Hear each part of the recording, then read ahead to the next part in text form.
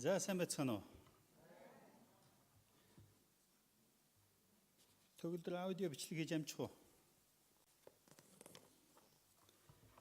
За өглөөний мэндэ сайхан амарцгаасан уу? За нэг жоохон хараатгая.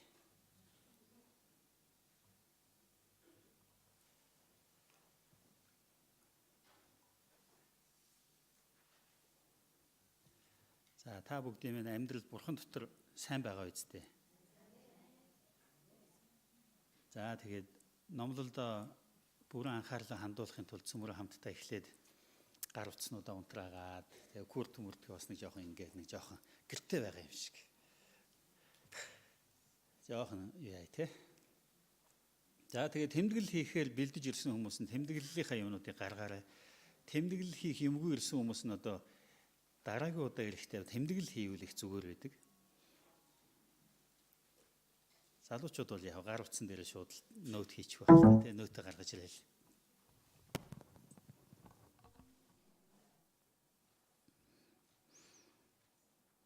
Өнгөрсөн 7 хоногудад бид нар итгэхийн учир гэж номлол сонссон. За өнгөрсөн эзний өдөр бол талархахын учир гэдэг номлолыг та сонссон байх. Харин өнөөдөр бид залбирахын учир гэдэг энэ номлолыг хамтдаа сонсъё. Итгэгч хүний хувьд залбирахыг амьсгалахтай зүйлсэн байдаг. Та одоо яг өөрийнхөө амьсгалж байгаа нэг жоохон анзаардаа. Амьсгалахдаа та ер нь яадаг вэ? Би амьсгалж ийн үгүй юу? Энэ төр гэж боддог уу? Зүгээр л өөр юм бодоод өөр юм хийгээл явж байхад хажууд нь амьсгалж л байдаг тий. Хэрвээ амьсгалахаа болох юм бол бид нар яах вэ? Хүн хоол идэхгүй нэлээд удаан явж болдог. Хүн ус уухгүй бас нэлээд удаан байж чаддаг. Харин хүн амьсгалахгүй байх юм бол хэдхэн минутын дотор зогсож байгаа тий. Амьдрал зогсож байгаа. За яг ингээд утсаа цөмөр унтраагараа гэхээр яадаг вэ гэхээр ингээд өгөх. За миний утас дуурахгүй байхаа гэж боддог байхгүй. Гэхдээ яг дуурдаг шүү айгуу сонио. За тэгэхээр тэгж бодож байгаа хүмүүс нь над руу энэ өглөөхийн утас төвтэй гэж бодож байгаа хүмүүс яг утсаа унтраах нь бүр илүү сайн шүү. За. Тэгээ Христэд итгэж бидний хувьд бол залбирах бол амьсгалахтай адил. Амьсгалах гэдэг бол дадал зуршил болсон зүйл. Үүнийг бид нар бодоол, амьсгалах гэж тоолоол, тооцоол, би гүнзгий амьсгаа авахгүй, гүйхэн амьсгаа авахгүй. Эсвэл би минутанд одоо 48 удаа амьсгалж гинүү, эсвэл 52 удаа амьсгалж гинүү энэ төр боддгоо, тооцдгоо, зүгээр л амьсгалж идэг. Залбирал бол яг үүнтэй адилхан байх хэрэгтэй юм. Тэгээ та Есүст итгэж л байгаа бол та яах ёстой гэвэл та үргэлж залбирах хэрэгтэй. Залбирал бидэнд маш чухал байна. Амьсгалахгүйгээр хүн амьдрч чадахгүй адил залбирахгүйгээр итгэгч хүн амьдрч чадахгүй юм. Залбирахгүй бол амьдрал байхгүй, залбирахгүй бол итгэл байхгүй, залбирахгүй бол найдвар байхгүй, залбирахгүй бол хайр ч гэсэн байхгүй болох болно. Залбирал бидний хувьд маш чухал. Залбирал гэдэг бол ямар нэгэн шашинлаг хүний хийдэг зүйл биш. Залбирал гэдэг бол хүн амьд байхын тулд, итгэлтэй байхын тулд, найдварыг тээдэг байхын тулд үргэлж хийх ёстой тэр үйлс юм.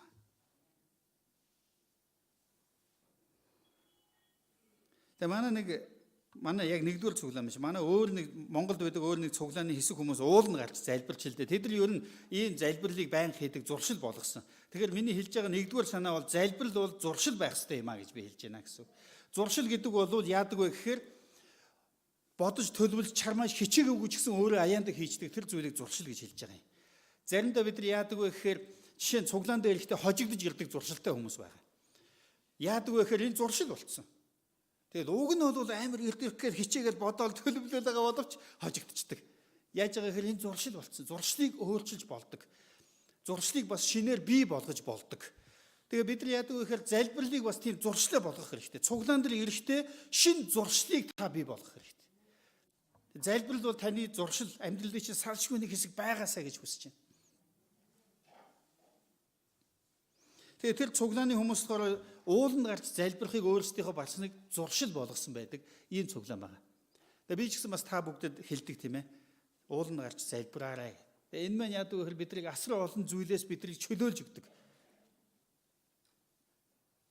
Тэгээ тэр цуглааны хүмүүс ууланд гарч залбирч хэлдэг. Хүүтэн байсан болохоор ер нь бол тэр цуглааныхын залбирахтай яадаг гэхээр нөгөө хөнжлийн даваа авч гараад Тэгээд газар дэвсээд дээр нь өвдгөл суунгуудаа дээгүүрээ ингэж давуулаад тэгээ өвдөглөө суухаар өвдгөндөө нөгөө хөнжлийнхөө нөгөө хэсгийг хавчуулцдаг. Тэгээ суугаад залбирдаг байна л да. Төсөөлөгдөж гинүү те. Сөгдөөд бүрхээд тэгээ одоо тулмаад чинь гэсэн үг шүү дээ. Даавуугаар өөрийгөө бүрэн хучаад тэгээд залбирдаг байна. Тэгээд залбирч ягаад одоо ингээд нөгөө тэд нар маань бие биенийхээ залбирал саадлахгүй тулд бие биенээсээ одоо нэг 200 м ч юм уу 50 м ч юм ингээд зайтай тараад тэгээд дор бүрнээ залбирцгаадаг байхгүй юу. Тэгээд залбирчсэн чинь нэг удаа тэд нар залбирхтаа баруун талаар бол гарсан юм шиг байгаа юм. Одоо 70 давхрын жоохон цаатна. Тэгээд залбирч ягаад унтаад өгсөн байгаа юм нэг нь. Тэгээд бусдын залбирч дуусчаад байдаг нөгөө нөхөр байхгүй. Тэгээд залбирч байгаа юм байгаа зэрэг ингээ хүлээжсэн. Тэгээд нөгөө залбирч ягаад унтаад өгсөн. Та нар бас заримдаа залбирч байгаа унтдаг уу? Муу юм биш те. Би бол бас залбирч ягаад унтаад өгдөг. Тэгээд сөрөнгөт нөгөөдгөөс үргэлжлүүлээ юу гэж залбирч илаа байгаа. Тэгээд залбирал бол яагаад гэхээр эн чинь зуршил байхгүй юу? Байн хийж явах хэрэгтэй зүйл. Тэгээ нөгөө залуу маань залбирч байгаад ингээд хажууд шиг унаад унтаад гисэн байна л да. Нэг мэдсэн чинь өшгөлж ийн гинэ төв гээл. Юу вэ гээл ингээд цочоос хэрсэн чинь цагдаа ирчихсэн гэрэл тусгацсан. Энд чинь амьд байна шүү дээ гэж зогсчихсэн гэсэн. Тэгээ яасан гэхээр нөгөө нөхөр уулан дээр залбирч байгаад унтаад өгсөн чинь тэрний хажуугаар өнгөрч явсан хүн цагдаад утастад хэлсэн байгаа юм л да. Өө энд нэг хүн алаад даавнд боогоо тавьсан байна гэ. Тэгсэн нөгөө цагдаагийнхын гэрээ шалгасан чинь нөгөө нөхөр залбирч ирсэн хүн. Тэгээд хэсэг дээр аваачаад байцаагаад тэмдэглэл хөдлөөд боо юм болоод дараа нь Есүсийн мангар юмнууд гэж хэлсэн гэсэн. Тэгээд ямар тач тэр хүмүүс яаж байгаа вэ гэхээр залбирахын тулд зорилт гаргасан. Залбирах дадал зуршлыг амьдралдаа бий болгосон. Тэр дээр үед болсон үйл явдалдаа энэ бол гэхдээ одоо ч гэсэн тэд залбирдаг. Тэгээд залбирдаг. Би бас таныг урамшуулмаар залбирах хэрэгтэй. Гэхдээ би заавал ууланд гараад даав нөмрөөл ингэж яхаа биш. Гэхдээ залбирахын тулд зорилт гаргаж залбирах дадал зуршлыг амьдралдаа бий болгоорой гэж. Тэгээд залбирал бол харилцаа. Залбирал бол хамгаалалт. Залбирал бол тайвшрал. Залбирал бол зориулалт. Залбирал бол сахилга бат. Залбирал бол Христэд бараалхаж байгаа бараалхал юм аа. Та хин нэг мундаг дарга хүн дээр бараалхаж орж үзсэн үү? Орохын тулд бид нар юмаа бэлддэг. Ороод тэр олдож байгаа цөөхөн хэдэн минутанд ярих хэвээр юмаа бэлддэг, биеэ бэлддэг тийм биз дээ. Тэгээд сэтгэлээ зориулаад бусад өөр хүмүүс утастаад янз янзын болсон ч гэсэн уучлаарай би айгүй завгүй байна. Тэгээд ордог. Тэгээд уулзалтандаа зөвхөн тэр уулзалтын үеэр уулзалтандаа л фокустай. Залбирал бол ийм зүйл байхгүй. Залбирч яснаа гинт өөр юм бодоол. Өө нэрэ тэрийг дутуу хийсэн байж тэгэл яваал тий. Тэр биш. Залбирал бол их эзэнтэй хамт байх цаг юм аа. Залбирах учир нь бидний санаа зовлыг арилгах цорын ганц жор юм аа. Тэгэхээр энд өнөөдрийн Библийн хэсэг юу гэж хэлж байгаа вэ гэхээр юунд ч санаа бүү зов гэж хэлсэн байна. Цөмөр хамт хэлье. Юунд ч санаа бүү зов. Юунд ч санаа бүү зов. Ой. Та өөрөөгөө боддоо та юу н санаа зовдггүй юу? Бид нар ингээл бодох юм бол бид нар юу н төмөн зүйл санаа зовж амьдэрдэг тий? Бүр өөр хамаагүй тэр одоо тэр юу гэдгийг Африк төвд мөнхөж устж байгаа нэг амьтны төлөө санаа зовно. Тэ? Тэр одоо Алжирд болж байгаа, Сирд болж байгаа бослого юмны төлөө санаа зовно. Яана одоо энэ төр ял. Тэгэл төмөн зүйл бид нар ер нь санаа зовно. Маш олон зүйл санаа зовно. Харин Библи бидэнд юунд ч санаа бүү зов гэж хэлсэн байна. Юунд ч санаа бүү зов. Гэтэл бидний мөн чанар маань юу болчиход байгаа вэ гэхээр байнга санаа зовно. Юм болгон санаа зовно. Яана одоо хүүтрлээ. Угаасаа хүүтрлээ шүү дээ. Би тэр санаа зовсон зовоогүй хүүтрэлнэ. Цас орно. Болдгоороо болно. Гэхдээ бид нар яадаг вэ? Яана одоо хүүтрлээ. Тэгэхээр энэ маань яаж байгаа вэ гэхээр санаа зовнил гэдэг бол Бурхны бидэнд байх хэрэггүй зүйл юм а гэж хэлж байна гэсэн үг. Яагаад бид тэгвэл санаа зовдөг юм болов?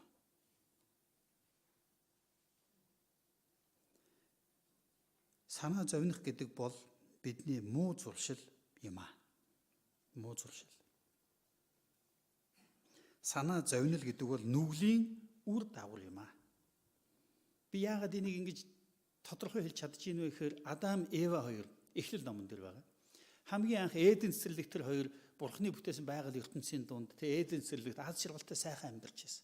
Харин тэр хоёр хамгийн анхны гим нүглийг хийсний дараа нүцгэн байгаагаа мэдэж ичсэн. Тэгээд дараа нь Бурхан Эден цэцэрлэгт алхаж байгаа дуу чимээг сонсонгуудаа яна Бурхан ирж яна хажуу санаа зовоод айгаад бутан дор орж нуугдж байгаа. Гэхдээ тэр хоёр Бурханаас нуугдж чадахгүй. Гэхдээ санаа зовнил яаж байгаа вэ гэхээр ямар нэг юм хиймээр байгаа байхгүй. Тэгээд ингээд нуугдж чадахгүй ч гэсэн нуугдж байгаа дүрсгээд хөрхийн амт сэтгэлээ цагаатгаад юу гэдгийг цайруулаад зогоогоод тэгээ бутан дор ороо сууж байгаа байхгүй. Тэгээ Бурхан хөөе Адамаа чи хаана вэ гэсэн. Таны дууг сонсоод айгаад ичээд тэгээд бутан дор ороо нуугдж байна. Тэгээ юу гэсэн үг вэ гэхээр санаа зовнил гэдэг бол нүглийн үр дагавар. Нүгэлгүй байх үедээ Адам, Эв хоёр санаа зовоогүй. Харин нүгэл хийсний дараагаас тэр хоёр санаа зовж эхэлсэн. Тэгвэл би танд хэлье. Та хэрвээ санаа зовж байгаа бол та нэг асуудалтай байна. Энэ бол таныг нүгэл өөрийн дарамт иргэшээлдээ байлгасаар байгааг нэг хэлбэр гэж би хэлмээр байна. Цөмөр үүнтэй тэмцэх хэрэгтэй. Биднийг Есүс Христ хэлэхдээ эдүүгээ Христ Есүсийн дор байгаа хүнд ямар ч ял шийтгэл байхгүй гэж хэлсэн. Мөн Библи бидэнд хэлэхдээ Есүс Христийн дотор байгаа хүн бол хуучин хүнээ тайлан хайж шинэ хүн болсон байна гэж хэлсэн. Шинэ бүтээл болсон гэж хэлсэн. Хэрвээ бид шинэ бүтээл юм бол хуучин хүний дүр төрх болох санаа зовнилыг тайлан хаях ёстой юм. Гэхдээ бид нар байнга санаа зовдөг. Санаа зовнохгүйгээр амьдрч болно гэж юу гэж та нар айгуул надаас асуумар байгаа. Пастор та арай амьдралгүй юм ярьж байна. Санаа зовнохгүйгээр байх боломжтой гэж юу гэж. Тэгээ бидний бүр дадал зуршил салшгүй нэг хэсэг болсон учраас бид нар байнга санаа зовчихдээ. Тэр одоо тэгин яана, энэ одоо ингэн яана. Матай 6-гийн 35 билүү? Юу гэж хэлдэг вүлээ? Биш 33 биш. Би тэрний дараагийнх нь хэлээд байна л да. Маргааштай санаа тавина. Өдөр бүрийн зовлон, өдөр төөл хангалттай. Харин гэхдээ бид нар маргаашийн тухай санаа зовоол бодоол. Ер нь бидний амьдрал яг ингээ харах юм бол тийм байгаа биз. Санаа зовнил бол бидэнд бүр ингээ бидний нэг хэсэг болцсон. Утас дуурахаар бас миний санаа зовнил хөдлөөд байна л да.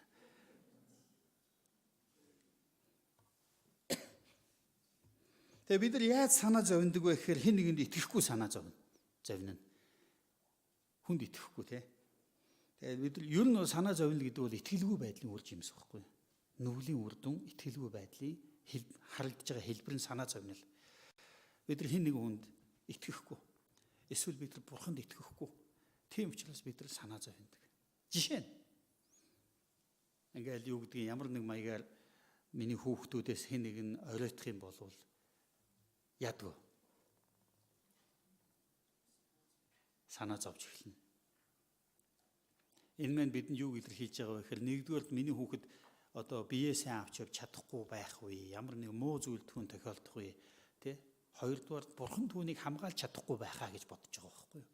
Итгэлгүй байдал байхгүй юу? Тийм учраас санаа зовж эхэлж яана одоо гэл. Гэтэл эзэн миний хүүхдийг хамгаалах болно.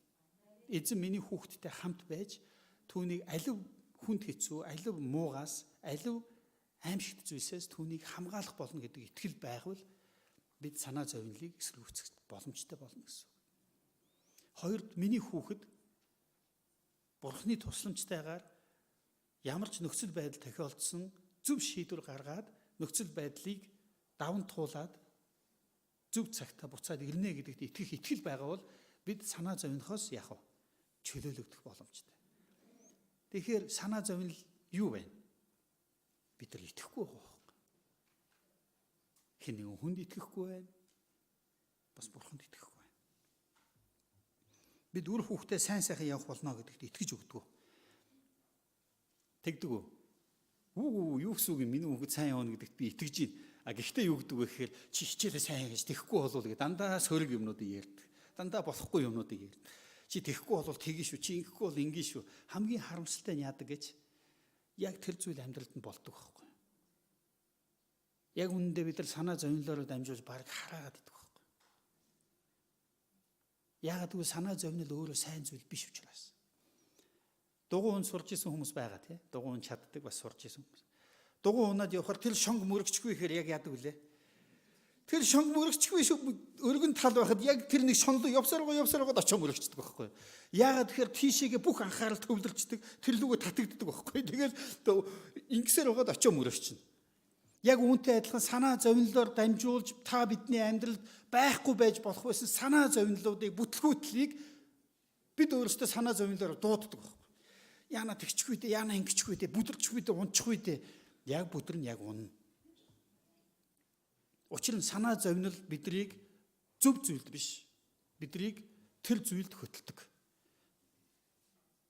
Тийм учраас эзэн бидэнд юу гэж хэлсэн бэ гэхээр санаа бүү зов гэж хэлж байгаа.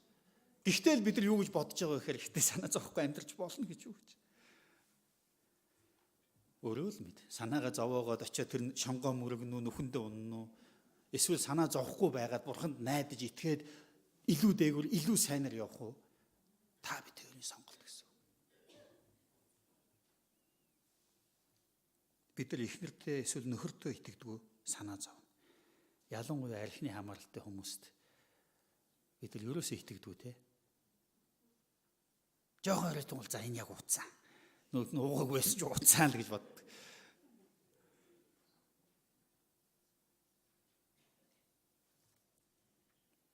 Тэрч яах вэ бас? Хамгийн хэцүү юм нь бид нар өөрөө өөртөө ч итгэдэг байхгүй.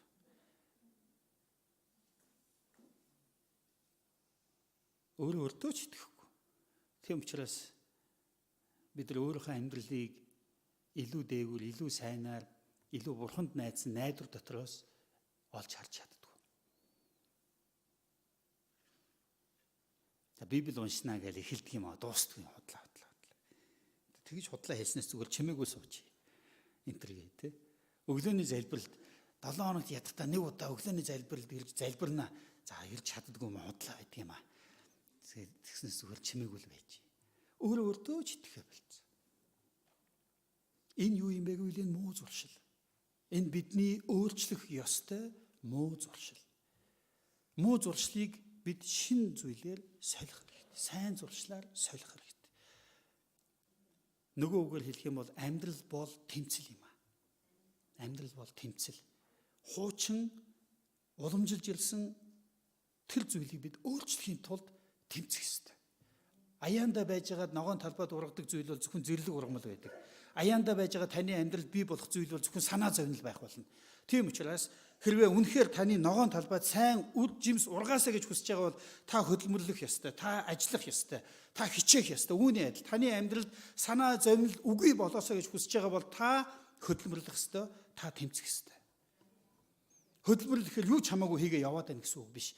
Энэ бол та залбирах ёстой гэсэн үг юм аа. Залбирахын учир нь та санаа зовнилыг нухацнд дарахын төлөө юм аа. Залбирал гэдэг бол харилцаа, залбирал гэдэг бол хамгаалалт, залбирал бол тайвшрал, залбирал бол зориулалт, залбирал бол сахилга бат. Залбирал бол шин зуршил. Амен. Итгэлийн хүн бурханд найдвараа тавихын оронд үргэлж санаа зовж байх нь тэдний итгэдэг бурхныг өчүүхэн бас муухай харагдуулдаг. Би дахин хэлье. Итгэлийн хүн бурханд найдвараа тавихын оронд үргэлж санаа зовж байх нь тэдний итгэдэг бурхныг өчүүхэн бөгөөд муухай харагдуулдаг. Бид нар амаараа ингээд Есүс итгэрээ сүмд яваараа гоё шүү. Гэхдээ өөрсдийнх нь амьдрч байгаа амьдралын хэм маяг, бидний өмнө тулгарч байгаа асуудлуудад гаргаж байгаа шийдвэр, итгэлээ сахиж чадчих үгүй юу гэдэг энэ байдлууд үнэндээ бидний амаараа Есүст итгэрэй гэж ярьж байгаас илүү хүчтэй байдаг. Бидний үйс үгээс хүчтэй. Тийм учраас бид өөрсдийнхөө амьдралын хэм маягаараа Христч хүний ёсоор яаж байх ёстой тэгэх ёстой юм аа. Тэгэхгүй бид нар амаараа гоё юм ярьдаг ч гэсэн гаргаж байгаа шийдвэр нь итгэж биш. Дэлхийн хүмүүсээс ялгагдахгүй байх юм бол энэ манистайгаа адилхан зүгээр Есүс л гэдэг ялгаа байхгүй надаас. Ахан дүүс минь бидний амьдралын хэм маяг бидний итгэлийг гэлчлэх ёстой юм аа. Ялангуяа энгийн 50 цагт бол бүгдээрээ инээж ханаагаад найзаа юу байна хөгшөө гэл ингээ явж чадна. Асуудал биш.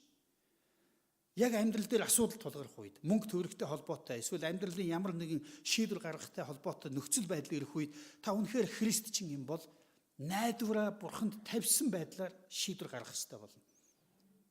Танил талдаа түшиглэхгүй, өөрийнхөө мэдлэг боломж чадваранд түшиглэхгүй, бурханд түшиглэж шийдвэр гаргах хэрэгтэй болно. Тэгвэл та христчин болж байгаа.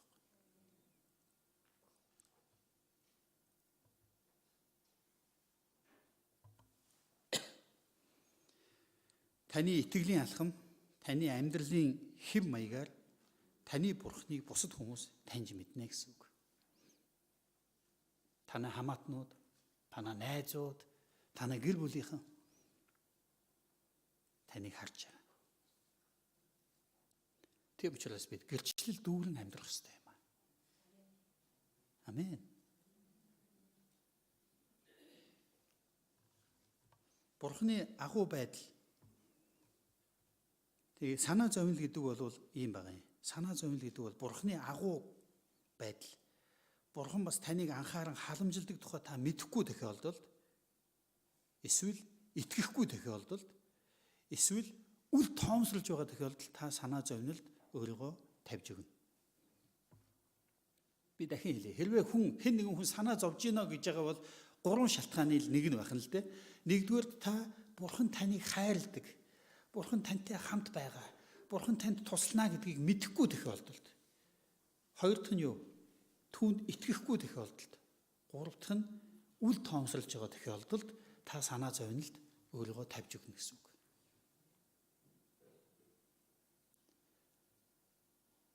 Библиэлд бурхан маш тодорхойгоор хэлсэн. Би хизээж чамайг орхихгүй, хамт байж туслах болно гэж. Гэхдээ бид нар санаа зовдөг. Бурхан яг байгаа ч юм уу байхгүй ч юм уу. Туслахгүй байж магадгүй юм гэж өөрөөр нэг юм хийчихье. Энэ бол үл тоомсорлол. Бурханы тусламж яах вэ? Би өөрийнхөө юм хий. Миний ярьж байгаа зүйл магадгүй та нарын заримд чинь хитрхи агаарын сонсогдож магадгүй. Хоосон мэт. Гэхдээ би хэлье. Бурхан бидэнтэй хамт байгаа. Тэр бидний толгойтой өсний тоошрохыг ч мэднэ. Та битүүр мэдэхгүй шүү дээ өөрийнхөө толгойтой өсний тоошрохыг мэдэхгүй өглөө босоод ямар их ус унаавал гэхээс биш. Усанд ороод толгоогоо угаагаад ямар их ус унж ийна л гэхээс биш. Хичнээн ус бидэнд байгааг бид мэдэхгүй. Гэхдээ Библи юу гэж хэлсэн бэ гэхээр Бурхан чиний толгойтой өсний тоошрохыг ч мэднэ гэж хэлсэн. Тэгвэл өнөөдөр тэр таны сэтгэлд байгаа, таны зовниулж байгаа зовнил асуудал юу болохыг мэднэ. Тэгээд ч зогсохгүй тэр бас тэр асуудал тань орж ирж өөрчлөх, туслах чадaltaй нэг.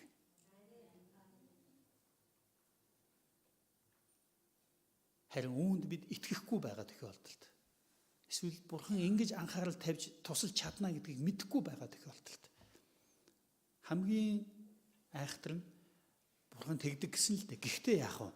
Би өөрөө санаа зовъё гэж бурханы тусламж халамжийг үл тоомсорлж байгаа тохиолдолд бид яадаг вэ гэхээр санаа зовдөг. Нэг удаа манай ихс надад тэгж хэлсэн. Мөжгөч хийстэ хараад байхаар дургу хөрмөлч юм шиг. Яасан гэдэгс. Яан зүрийн юм ингээл болж яхад чинь тэмэг юм шиг ингээл байж идэг. Заримдаа бүр ингээ өмнөөс чинь уур хөрмөр байгаа байхгүй гэж хэлдэг. Яагаад тэгэхээр тэнд юу байгаа вэ гэхээр бурхан л энэ зүйлийг өөрчилж өгөхгүй юм бол бурхан л энэ зүйлийг дэмжиж туслаж сайнаар шийдэж өгөхгүй юм бол би 1000 чармайгаад ч үр дүн гарахгүй гэсэн тийм ойлголт байна гэсэн. Тийм учраас окей. За яг тэгж байгаа болно үсттэй. Тэгэнгүүт л нөгөө нэг юм хөдлөөд шүү дээ. Бурханд итгэл найдвараа тавина гэдэг заримдаа бас тийм байна. Цөмөр хамтдаа Матай 6 дугаар бүлгийн 25-аас 33 дугаар ишлэлийг уншъя. Матай 6-гийн 25-аас 33.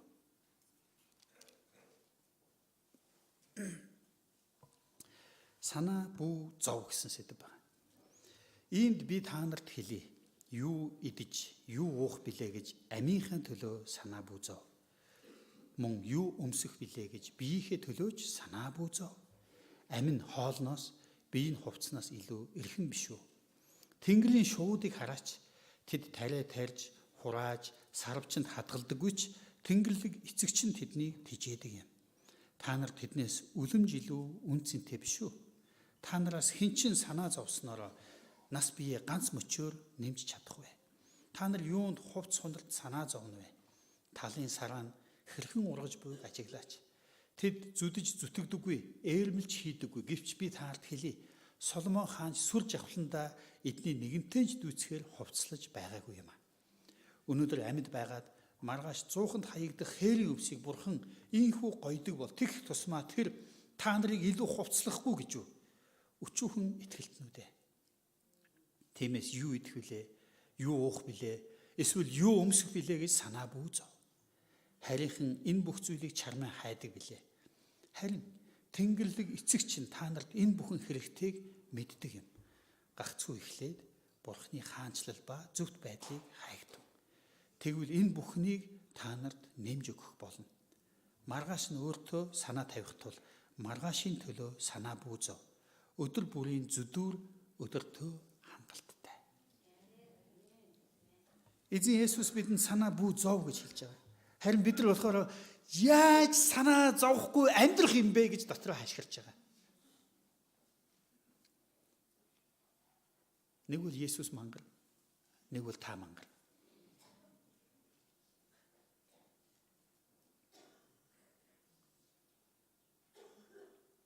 Та өөрөө л мэд. Есүс бол санаа бүүзөө гэж хэлсэн. Харин бид нар болохоор санаа зовхгүй амьдрах боломжгүй гэж бодож байгаа. Хинийхэн зөв юм бол доо. Санаа зовнохын эсрэг зүйл бол амар тайван юм. Амар тайван. Санаа зовнохын эсрэг зүйл бол амар тайван. Хүмүүсийн санаа зовнилыг амар тайвнаар сольж өгдөг нэгэн бол Бурхан. Та нарын Бурхан амар тайвныг өгдөг Бурхан. Та энэ Бурхантай холбогддог уу? Та энэ Бурхантай уулздаг уу? Хэрвээ та энэ Бурхантай холбогддог бол тэр таны санаа зовнил бүрийг өөртөө авч түүний оронд амар тайвныг өгөх болно. Гар утастай хүн байна уу? Ер нь гар утасны батарей дуусахаар бид нар яадаг вэ? Батарей дуусахаар цэнэглэнэ. Мөн үү? Цэнэглэхийн тулд гар утсыг цэнэглэдэг тэр нэг нөхрөө ингээд нэг цэнэглэгчээ авч хийгээ тэгээ цэнэглэн дээ. За сүүлийн үеийн утаснууд яг нөгөө wireless цэнэглэгчтэй дээр нь тавьдаг ч юм уу болчиход байгаа. Гэхдээ ямар ч гэсэн түүнийг яах вэ? Ямар нэг зүйлтэй холбоно. Тэр нөхрөө тэр цэнэглэгчийг хийхгүй юм бол цэнэглэгчийн үзүүрийг хийхгүй юм бол цэнэглэгдэхгүй. Тэгэхээр яг би эндээс юу хэлэх гээд байна вэ гэхээр хүний сэтгэлд нэг углуурга байгаа байхгүй. Нэг гүн хэсэг байна. Энэ гүн хэсэгт нэг бол санаа зовнил гэж юм байна. Үгүй бол амар тайван гэж нэг юм байна. Аль нэг нь л байна. Санаа зовнингоо амар тайван байна гэж байхгүй. Амар тайван байнга санаа зовно гэж байхгүй. Тэр нэг орон зайг ямар нэг зүйл дүүргдэг байх нь байна. Нэг бол тэр нь санаа зовнил, нэг бол тэр нь амар тайван. Энэ сэтгэлийн углуургада та амар тайвныг байршуулах уу, санаа зовнилыг байршуулах уу гэдэг таны хийх сонголт болно гэсэн үг.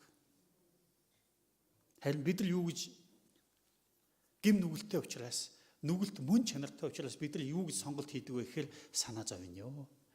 Зүгээр байж харч шал мангар тэгжсэн санаа зовнжээ. Тэгээ санаа зовнохыг шийддэг. Тэгээ санаа зовноо суучдаг. Тэгээ нөгөө санаа зовнилын хэмжээ ихсэх тусмаа бид нар яадаг вэ гэхээр янз бүрийн үйлдэл, үг, хэл, яриа, байдлаар нөгөөх нь хажууд хүмүүстэй нөлөөлж эхэлдэг. Дотгошоогоо бидэнд бас нөлөөл сэтгэл санааны бие махбодын өвчнүүдийг авчирдаг. Тэгээд бид нар санаа зовнилоор л яваад ах уу. Харин Библи, Бурхан бидэнд юу гэж хэлсэн бэ? Иохан 14:27. Есүс бидэнд маш чухал зүйлийг хэлсэн ба. Иохан 14:27 ингэж хэлсэн байна. Амар амгаланг би та нарт үлдээн. Амар амгалангаа би та нарт өгнө. ертөнцийн өгдгөөс өөрийг би та нарт өгч байна. Өр зүрхээ бүү шаналга бүү түгшицгээ. Есүс Христос урд бидэнд юу байсан бэ гэвэл бидэнд тэр зүрх сэтгэлийн тэр нэг углуурах таардаг ганц л юм байсан. Энэ бол санаа зовнил. Айдас, түгшүүр. Харин Есүс одоо юу гэж хэлж байгаа вэ гэхээр ертөнцийн өгдгөөс өөрийг би таард өгч байна. Энэ бол амар амгалан. Амар амгалангаа би таард өгнө. Эхлээд хэлсэн амар амгалангаа би таард үлдээнэ гэж хэлсэн. Харин яг үүний дараа нь амар амгалангаа би таард өгнө гэж хэлсэн. Амар амгаланг Бурхан бидэнд өгч байна. Үлдээж байна. Үүнийг бид өөртөө авах уугүй юу гэдэг бидний ажил байх гэдэг байгаа. Нэг бол санаа зовноод суужий, нэг бол амар амгаланг эзнээс авъя. Амар амгаланг авахын тулд яах ёстой вэ гэвэл залбирах ёстой. Амар амгаланг авахын тулд залбирах ёстой. Залбирахын учир нь энэ юм аа.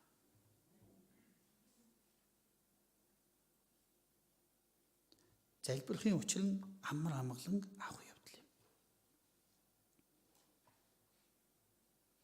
Есүс эзэн ч тэр, Илч Паул ч тэр бидэнд санаа зовнилын оронд амар тайван, амар амгалан байхыг хүлээж авах тухай зааж өгсөн байна. Тийм учраас санаа, бүү, зов гэж бидэнд хэлж байна. Залбирахын учир нь санаа зовнилоо түүнд үүрүүлэх юм аа. Хэрвээ та залбирдаг бол таны дотор санаа зовнил үгүй болох бол.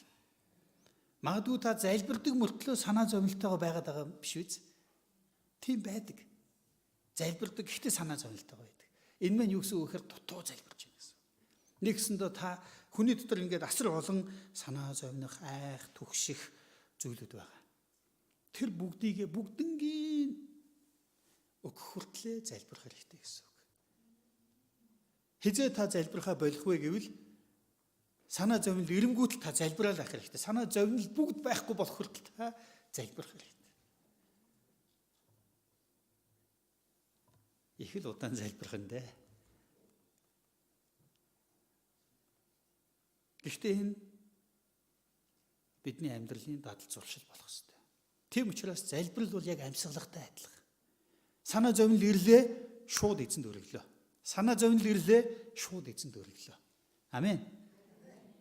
Залбирал бол яг амьсгалагтай адилхан. Залбирал бол бидний амьдралын салшгүй дадал зуршил болох ёстой юм аа.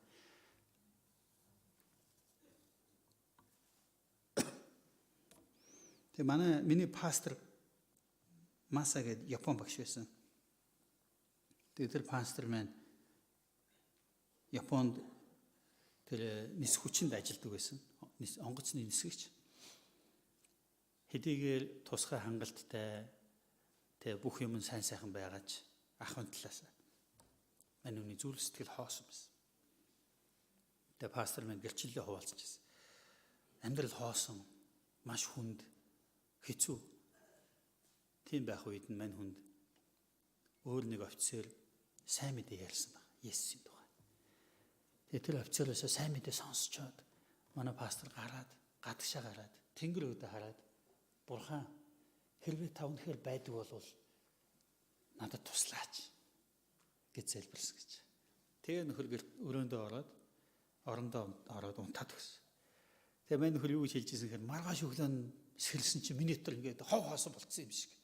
Нөгөө бүх санаа зовнил утга учиргүй хоосон тэр юу гэдэг тэр нөгөө айдас тодорхойгүй байдал тэр бүх зүйл ингээд угаагтаа цэвэрлэгдээд ингээд ариун юу гэдэг цэвэрхэн болцсон. Бүх юм ингээд амар тайван болцсон.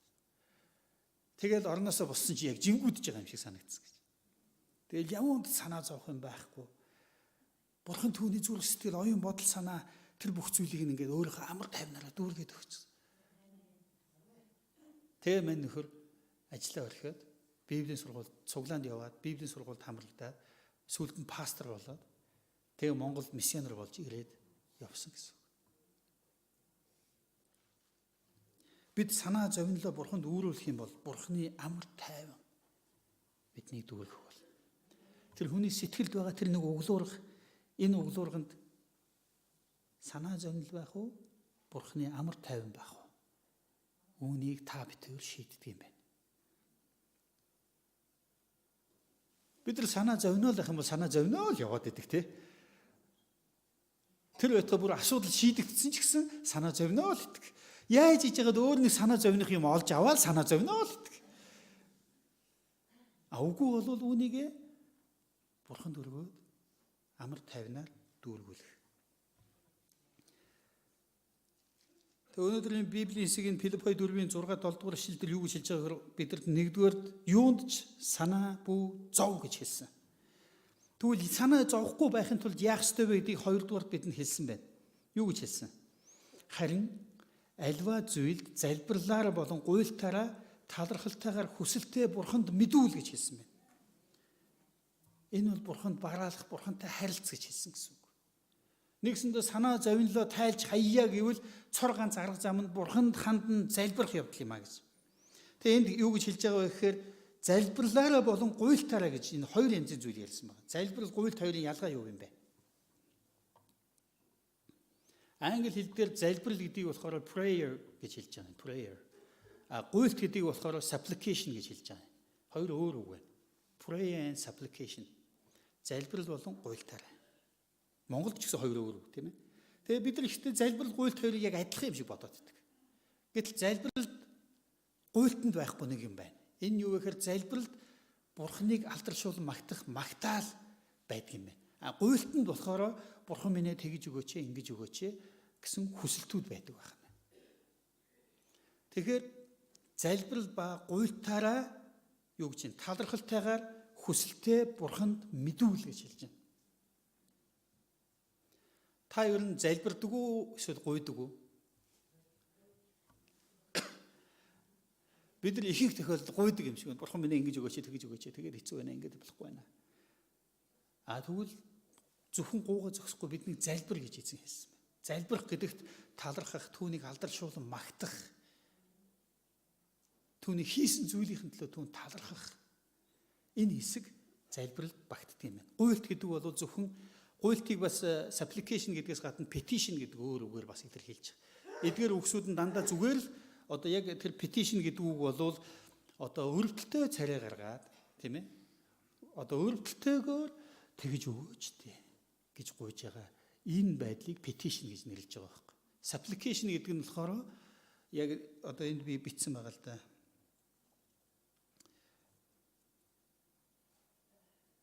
Энэ хаана вэ? vocabulary.com гэдэг сайтаас би энийг авсан. Тэгээ энэ болохоор хааны өмнө сөгдөн ингэж өгөөч, тэгж өгөөч гэж гуйлт хүсэлтэд мэдүүлж байгаа үйлдэлийг supplication гэж хэлдэг гэж. Тэгэхээр бид нар гуйдаг гэж ярьж байгаа өөрсдөө. Гэхдээ үнэхээр бид нар гуйхдаа Бурхны өмнө үнэхээр сөгддөг үү? Үгүй шүү. Сайхан ингээд тухалж байгаа. Өө Бурхан минь ястаа тэгээ хэцүү байна. Сандал дээр ингээ гой сууж байгаа.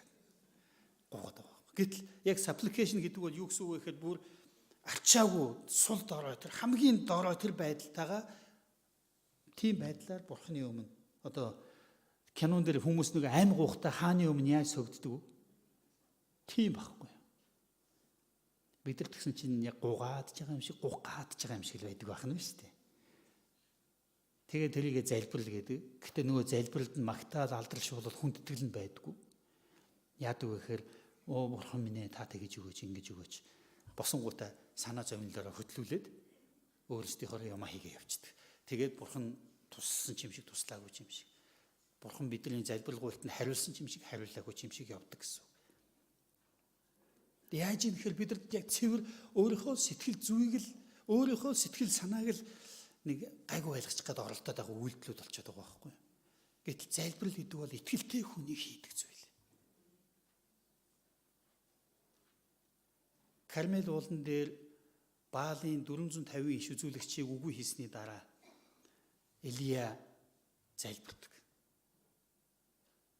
Тэгээ тэр залбираад тэр чинь болохоор 3 жил хагасын туршид ган гачиг болсон. Нэг ч удаа бороо ороогүй 1000 гаруй өдөр болчиход байгаа байхгүй юу? Бороо орохгүй одоо 3 жил хагас болцсны дараа тэгээд бороо орох ямар ч шинж тэмдэг үйл байхгүй цэв цэлмэг тэнгэртэй байхад Илия Кармел уулын орой дээр гараад залбирч байгаа. Бурхан танд баярлалаа. Тэнгэрээс гал буулган Баалын шүтээнийг үгүй хийх өөрийнхөө амьд гэдгийг батлан харуулах үйлдэл хийсэн танд баярлалаа Бурхан. Одоо та бороо оруулж өгөөч. Тэгсэн чи юу болдгоо? Юу ч болоогүй шүү дээ. Юу ч болоогүй. Дахиад залбирсан. Юу ч болоогүй. Гурав дахь залбирсан, юу болсон? Юу ч болоогүй. Дөрөв дэх залбирсан, юу болсон? Юу ч болоогүй. Тав дахь залбирсан, юу болсон? Юу ч болоогүй. Та байсан бол аль хэдийн заа худлаа юм байна. Үздэг хүн байна уу гэж явж байгаа шүү дээ. 6 дахь залбирсан, юу болсон? Юу ч болоогүй. 7 дахь залбирсан, юу болсон? Атгын чинээ үүл газар дундын тэнгисээс дээшээ хөөрөн гарч байгааг харлаа гэж хэлдэг. Атгын чинээ. Бид нар бол за бүтэхгүй мэн бойлыг гэж байгаа шүү дээ. Харин Илия тэрийг сонсоод юу гэж хэлдэг вэ гэхээр Ахаб хаанд хэл яаран морин тэргээ хөллөөд цайз руугаа зүхт. Яагаад гэвэл Аадар бороо орох гэж байна гэж хэлдэг. Залбирал гэдэг бол ийм итгэл байгаа байхгүй юу? Яаж ч магадгүй гэж зүгээр за юмыг яаж мэдхүү гэд ингээ хэлэх биш. Залбирч чад араас нь итгэлгүй үйлдэлүүд хийх биш. Залбирал гэдэг бол үнэхээр эзэнт өгөөд тэгээд эзэн тэр залбирлыг минь сонсоод ямар нэгэн зүйл хийж өгнө гэдэгт итгэх явдлыг залбирал гэж хэлж байгаа юм. Залбирахын учир бол итгэх юм аа. Өөдөл бид амар олон зүйлийн тухай залбирч байгаа л та. Залбирдгүй хүн байхгүй. Цор ганц орчны ертөнцийг бүтээсэн амьд бурханд залбирхаас гадна юуд ч хамаагүй залбирдаг хүмүүс байгаа. Өө тэнгэр минь ээ гэл, өө ээж мод минь ээ, хад минь ээ, чулуун минь ээ. Ээжийнхээ сүнсэн залбирна, наран залбирна. Залбирахгүй юм байхгүй. Тэгээ манай монгол хүмүүсийн итгэлийг юу гэж хэлдэг вэ гэхээр анимист, синкретист итгэл гэж үздэг байхгүй юу? Анимист, синкретист итгэл нь юу гэсэн үг вэ гэхээр уул болгон одоо савдагтай, ус болгон лустай гэж үздэг ийм итгэлийг хэлж байгаа юм. Тэгээ тэр чин цаашаа ингээд хөврөөд явахаар яах вэ гэхээр одоо хүний малгай бүсэнд хүртэл сүнс олшно. Тэгээ тэрийг ингээ аргадаад гайгүй байгаад ах юм бол амьдрал гайгүй яваад байна. А тэрэнд жоохон арчаагүй хандаж мандаад ах юм бол нөгөөх нь дургуун нүрээ гомдоод явчихгууд аз нь хараад хамаг муу юм гүйж ирээд идэг гэдэг ийм итгэл байгаа. Тийм итгэл байгаа юу? Байгаа шүү дээ. Энд чи яг Монголын энэ бол зүгээр монголчуудын тухай, африкчуудын тухай тэр хойгор Финляндийн хойшоо амьдардаг нөгөө нэг нөхдүүд чи юу гэдэг вүлээ? Бас ийм сүнс мүнс дууддаг. За тэр хүмүүсийн тухай хэлж байгаа итгэлийн тодорхойлт байхгүй. Энэ итгэлүүд ийм төрлийн итгэл бишрлүүд яадаг вэ гэхээр одоо би ингээ хичээгээд айтайхан гүгээд ах юм бол нөгөө сүнс мүнснүүдийг аргадаал тэ сүмөгөө өргөөл ингээ гүгээд ах юм бол нөгөө сүнснүүд баярлсандаа надад ингээд жоохон юм гоё юм ингээ халаалгана гэж боддог итгэл байхгүй. Гэтэл Библийн итгэл болохоор үүнээс тэс ондоо. Энэ болохоор яг эцэг хүн, ээж хүн, хүүхдээ хайрлахын адил намайг сайн ч байсан, муу ч байсан, зөв ч байсан, буруу ч байсан намайг өмөөрч, намайг өмгөөлж, миний төлөө сэтгэлээсээ хандах тэр нэгэн бол бурхан юм а гэдэг итгэл бол Библийн итгэл байхгүй.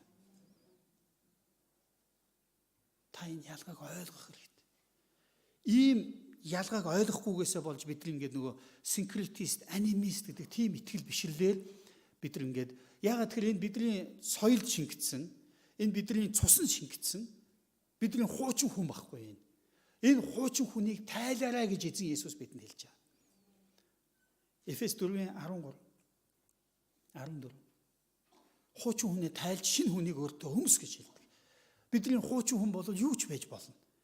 Харин тэр хуучин хүнийг тайлаад шинэ хүнийг өмс. Шинэ хүн гэдэг маань Библийн дагуу Бурханыг итгэх итгэл. Библийн дагуу итгэл, залбиралд итгэх итгэл. Залбиралд хандах бидний хандлага зөв байх ёстой гэсэн үг. Юмыг яаж мэдхүү залбирчи. Юмыг яаж мэдхүү ганданд очиж ном уншуулчих биш. Библийн итгэл бол орчны ертөнцийг бүтээсэн ганцхан бурхан байна. Энэ бурхан бүх хүн төрлөختнийг харж байдаг, хүний толгойтой усны тоо ширтгэхийг ч мэддэг, бодож байгаа бодол санаагч мэддэг, маргааш юу тохиолдохыг ч мэддэг. Энэ бурхан миний төлөө анхаарал тавина. Үүнд итгэх итгэл бол Христ итгэл. Хэрвээ бидэнд ийм итгэл байгаа бол энэ итгэл дээр үндэслэж бидний залбирал бурхан намайг сонсож байгаа. Тэгээ тэр хамгийн зөв, хамгийн сайныг миний төлөө хийж өгөх болно гэдэгт итгэх итгэл юм аа. Бурхан таны төлөө хамгийн сайныг төлөвлөсөн байгаа гэдэгт бид итгэхэд бидний итгэл оршиж байгаа юм. тэр биднийг зовоосоо гэж хэнийг ч хүсдэггүй. 1-р Петр 5:9 эшлэл. Тэр биднийг хэнийг ч зовоосоо гэж хүсдэггүй. Харин биднийг гимшиж, итгэл ирээсэ гэхдээ төвчээр тэгэр биднийг хүлээж байдаг бурхан юм а гэж хэлсэн байна. Тийм учраас би таныг залбир гэж хэлэх гээд байна. Залбирлын учир нь бол бид зүрх сэтгэлийн минь углуургад байгаа тэр санаа зовнил, айдас, түгшүүрүүдийг Есүст өгөөд харин Бурханы бидэнд өгдөг амар тайвнаар зүрх сэтгэлээ дүүргэх. Энэ бол залбирлын учир юм аа. Амен. Бурхан бидний санаа зовнилтой байхыг хүсдэггүй. Харин бидний санааг ямар нэг зүйл цовоож байгаа бол тэр зүйлийг надад өгж сураасаа гэж Бурхан биднийг хүсдэг. Залбирлаараа бид талархаж, гуйлтаараа хүсэлтэд Бурханд мэдүүлнэ гэж ойлгож болно гэсэн үг.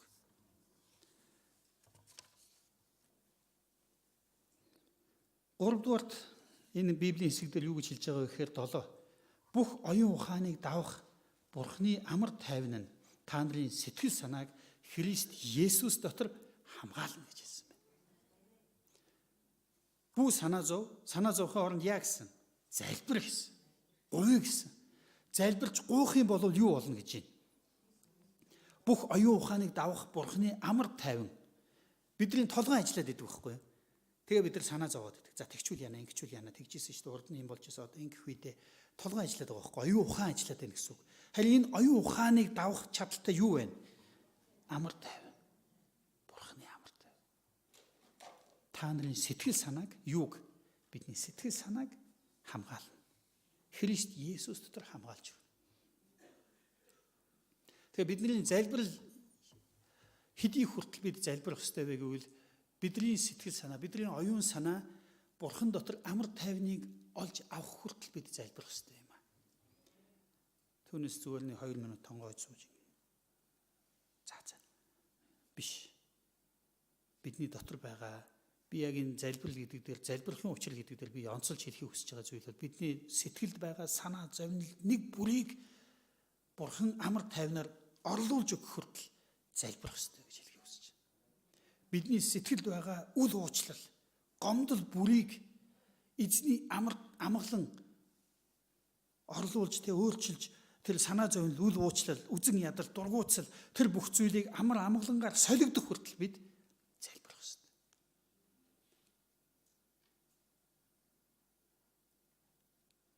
Хэрвээ бид ингэж залбирх юм бол Бурхан биднийг Христ Есүс дотор хамгаалж өгнө гэж хэлсэн. Та хэдий ч нэ залбирэн төдий ч нэ та хамгаалтан дотор байна гэсэн үг. Бүх санаа зовнилуудаас хамгаалагдана гэсэн үг. Харин бид нар залбирч чаддаггүй байгаа юм. Залбирч чаддаггүй байгаа юм. Их залбирдаг хүн хизээч би хангалттай залбирлаа гэж хэлдэггүй. Бага залбирдаг хүн өстой хангалттай залбирлаа гэж хэлдэг байхгүй юу? Та тэгвэл өөрөөгөө их залбирдаг уу, бага залбирдаг уу гэдгийг одоо миний саяны хэлсэн үгээр өөрийгөө дүгнэж болно. Их залбирдаг хүн хизээч би хангалттай залбирлаа гэж боддоггүй. Харин бага залбирдаг хүн хангалттай залбирлаадаг одоо болий. Хангалттай гуйлаадаг гэж ингэж боддог байхгүй. Хүн хэдий ч нэ их залбирна, төдий ч нэ хүн залбиралд өөрийгөө зориулдаг. Бага залбирдаг хүн би ч ер нь бол гайгүй залбирчаад байгаа шүү гэж боддог. Би таныг үнэхээр залбирлын хүн болоосоо гэж хүсэж байна. Би залбирал гэдгийг дахин хэлье. Залбирал гэдгийг би ямар нэгэн шашинлаг зан үйл, шашинлаг байдал биш. Тийм зүйл гэж битгий ойлгоорой гэж хэлж байна. Одоо залбирна гээл тэгэхээр нэг хоёр алгаа хавсраал, тэгээд нэг бодит дүр исгээл тэр биш ээ. Тэгсэн ч тгээгүйч та залбирч болно. Гэхдээ залбирал маш олон хэлбэрүүд байгаа. Гуйлт нь маш олон хэлбэрүүд байгаа. Тэр бүх хэлбэрүүдээр та залбирч гуйх хэрэгтэй. Үнэхээр улс их орны хөгжил, өөрчлөлтийн төлөө бид санаа зовж байгаа бол та их орныхоо төлөө Даниэл шиг залбирх хэрэгтэй. Даниэл яаж залбирч ирсэн? 3 удаа, өдөрт 3 удаа өвдөх сөгдөн залбирдаг байсан. Бид нар болохоор яадаг вэ гэхээр залбирдгүй зүгээр санаа зовдөг байхгүй. Яадаг вэ? Энэ улс төрчид хэрэг алгаа. Эдгээр өстө бүтэхгүй. Гэтэл бид нар тэдний төлөө залбир гэж Библи хэлдэг. Бид нар болохоор итгэж хүмүүс Бурхны үгэнд баа байгүй бид нар итгэдэг гэдэг. Тэгсэн бэжж зүгээр санаа зовоод идэг, залбирдаггүй. Үнэхээр та санаа зовж байгаа бол, үнэхээр тэдний тухай болохгүй байх, бүтэхгүй байх гэж бодож л байгаа бол та юу хийх ёстой вэ гэвэл та өвдөг дээрээ сөгдөн эзэн минь ээ энэ хүмүүсийг яах ёстой юм бэ? Та энэ хүмүүстээр ажиллаж өгөөч. Тэр ичих булчиргааг нь ажилуулж өгөөч. Тэр зөв шударгын тал зогсох зүрх зэргийг нэмж өгөөч гэж залбирх ёстой байна. Ингэж залбирахгүй мөртлөнгөөс Facebook, Twitter юугаар сошиал ертөнцөөр л балбаад идэг. Гим нүгэл болвол босгон байгуулдаггүй. Гим нүгэл болвол үргэлж яллаж буруу шаадаг байна. Харин Бурхны сүнс хүнийг уучлж, Бурхны сүнс хүнд дахин боломжийг өгдөг. Хэрвээ бид залбирх юм бол бид уучлж чадна. Хэрвээ бид залбирх юм бол бид босгон байгуулж чадна. Хэрвээ бид залбирахгүй бол бид яах вэ гэвэл бид шүүмжлэгчд байх болно. Бид эвдэн нураагчдын талд зогсох болно. Тийм учраас нэгдүгээр цуглаан. Их эзэн та нарыг залбиралд дуудаж байна. Залбирхын учир нь Бурханд бараалах нь, Бурхныг магтаж, алдаршуулж, Бурханд өөрсдийн хүсэлтээ өргөж, итгэлээ батжуулан амьдралдаа Бурхны хүчийг амсах ивэл юм. Санаа зовнилыг биднээс тайлж чадах ганцхан зүйл бол залбирал. Хэрвээ та санаа зовж байгаа бол нин даруй тэр даруйда санаа зовнил таны дээр орж ирэх юм бол тэр даруйда шууд залбирч хэл. Эзэн минь энэ зүйлд би санаа зовж байна. Би хүүдээ санаа зовж байна. Би охиндоо санаа зовж байна. Би чуулгандаа санаа зовж байна. Би эсвэл энэ хүний төлөө санаа зовж байна. Бид нар гадаа гуйлг гуугаад хүүтэнд явж байгаа эсвэл арх уугаад шуудаа үрээд явж байгаа өмхий хамхаа хангалуулсан хүмүүсийг хараад бид нар яадаг вэ? Нэг бол дургуутч үзэн яддаг, нэг бол хөөрхөн амтан гэж өгөрөгдөд өнгөрдөг. Хэрвээ тийм зүйл таны сэтгэлд орж ирэх юм бол та шууд залбирах хэрэгтэй. Их эзэн минь. Та ингэж өгөөч, тэгэж өгөөч. Туслаач. Залбирах хэрэгтэй. Бидний залбирлаар Бурхны гар хөдлөх болно. Бурхан хүчгүүдээ эсвэл залхуудаа өнөөдөр Монголд туслахгүй байгаа биш. Яг үнэндээ бидний залбирал өчүүхэн байгаа учраас бидний залбирлын хэмжээнд түүний гар хөдлөж байгаа юм аа. Тийм учраас би та бүгдийг илүү их залбирдаг хүмүүс болохыг эзний үгээр ятгах байна. Цөмөр хамтдаа эзнийхээ өмнө залбирцгаая.